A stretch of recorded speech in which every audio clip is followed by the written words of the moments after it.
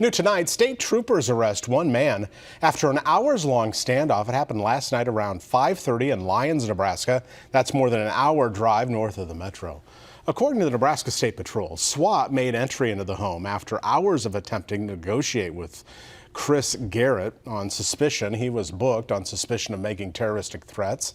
He's 61. The Burke County Sheriff is investigating a domestic disturbance, which is the reason for the original call.